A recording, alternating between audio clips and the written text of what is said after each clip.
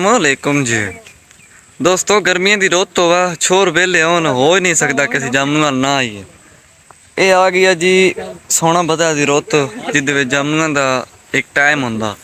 असी आए जामनू खान तो दोन भी खाने किस तरह जामनू खुसते न वो वास्ते बकायदा असी आते जनाब अली टाट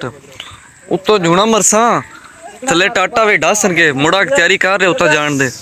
तैयारी कर रहे जी त्रखड़ा चढ़ी है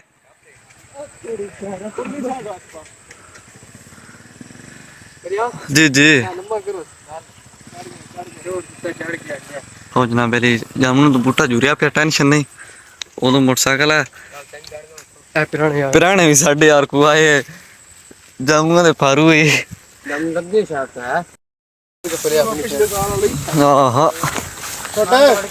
अजे ना मारी है जूना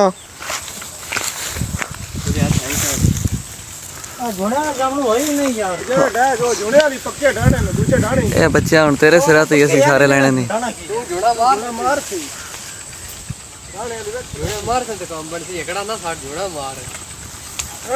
जनाब तैयारी करूँ छोर साडा जूना मारना दी शहजादा लगा यार पत्थर नहीं ढोने जामनू ढोने नो जामनू दरअसल पक्का हुआ ना पक्का ता ढांदा ए मसा अपने खाना जोगे बनते पे नहीं गार भी लाए आए नहीं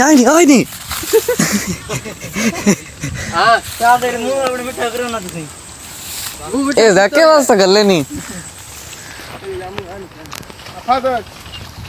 मुंह दूजे पासे लाग ना जे खोले होन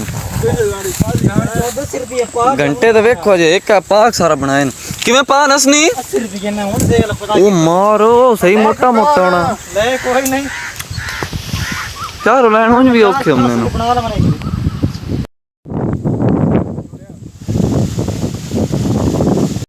आराम आराम ना बच्चा जुने मारने नो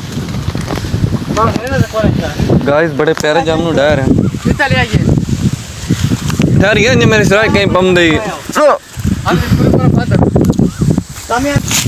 गाइस टाट छा रहे हो सबर तो छोर एक जूना मारदा पे जनाब देखो मौत नमासी आ खोंदा पे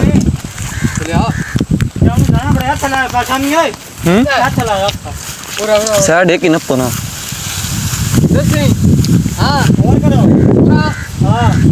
कादा बीच पूरा बीच नाली जा नाली आ हां तो ठीक है सही है इधर लेवल बराबर रखना लो आ रहे त्रकड़ा मार टेल काई नु हैं टेल कोई नु टेल सारा टेल कटे गया 10 यार चलेगा